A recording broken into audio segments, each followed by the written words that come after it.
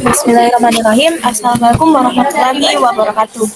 Kami dari kelompok 5 kelas 11-3 akan membawakan materi mengenai kurva panjang tegangan otot dan implikasinya terhadap efektivitas stretching. Selanjutnya untuk pendahuluan yang akan dibawakan oleh Andika Fia. Kepada Andika Fia saya persilahkan. Pernahkah kalian bertanya-tanya kenapa sih otot manusia bisa melakukan stretching? Nah, hal tersebut akan kita jelaskan langkah demi langkah. Otot manusia memiliki kemampuan berkontraksi dan menghasilkan gaya yang bergantung pada panjang awal serabut otot tersebut. Fenomena ini dijelaskan oleh kurva panjang tegangan otot yang menunjukkan hubungan antara panjang otot dan tegangan yang dapat dihasilkannya. Pemahaman terhadap kurva ini sangat penting, khususnya pada cabang olahraga, karena dapat memengaruhi efektivitas stretching. Baiklah, terima kasih banyak atas pemaparannya tadi. Selanjutnya untuk materi mengenai kurva panjang tegangan otot yang akan dijelaskan oleh Atika Lutfia. Kepada Atika Lutfia saya persilahkan. Adapun teori dasar kurva panjang yang akan dijelaskan dengan saya. Secara fisiologi, otot memiliki panjang optimal, di mana tumpuan tindih antara filamen fin dan myosin berada pada posisi ideal untuk menghasilkan tegangan maksimal. Jika otot terlalu pendek, jumlah ikatan silang berkurang karena filamen fin saling bertumpukan, sehingga menurun. Sebaliknya, jika otot terlalu panjang atau berlebihan, filamen fin dan myosin tidak cukup saling bertaut, sehingga tegangan juga berkurang. Dengan kata lain, kurva panjang tegangan menunjukkan bahwa terdapat titik keseimbangan di masa otot menghasilkan kekuatan maksimal, dan titik ini menjadi acuan penting dalam pelatihan maupun terapi. Sekian dari saya.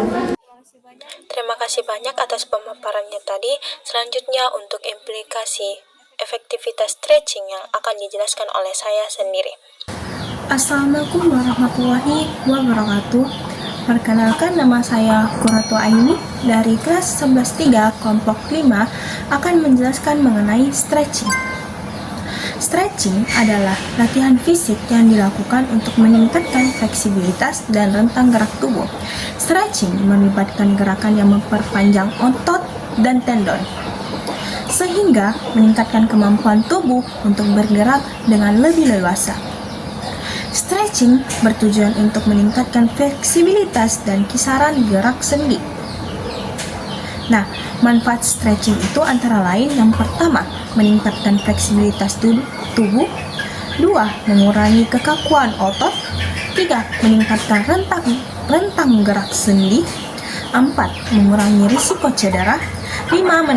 Meningkatkan kinerja fisik. 6. Mengurangi stres dan kelelahan. Baiklah, saya akan mempraktikkan beberapa teknik stretching. Yang pertama adalah kedua tangan dimajukan ke depan dan badan dimajukan ke depan seperti ini. Dan teknik kedua yakni mengangkat kaki kiri ataupun kanan ke depan perut seperti ini. Dan yang ketiga adalah tangan ditarik ke belakang seperti ini, ke belakang pinggang seperti ini.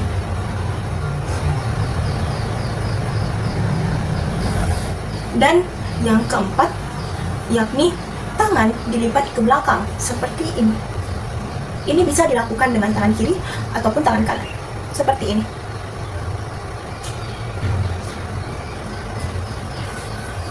Baiklah, itulah beberapa teknik stretching dari saya. Baiklah, itulah tadi beberapa teknik stretching yang telah saya praktikkan kepada teman-teman sekalian.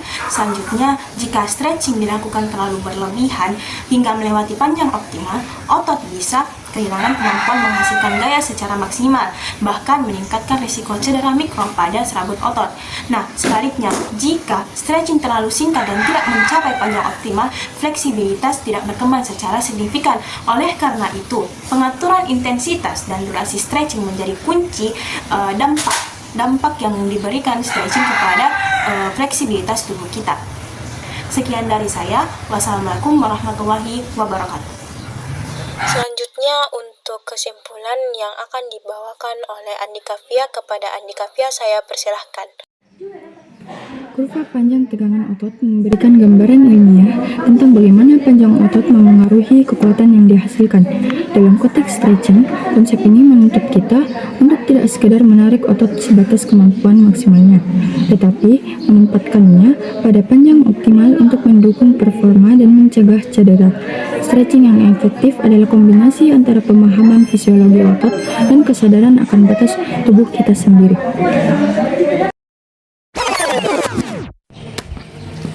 Itulah tadi beberapa penjelasan dari kelompok kami. Kami meminta maaf apabila ada kesalahan kata. Sekian dari kami. Wassalamualaikum warahmatullahi wabarakatuh.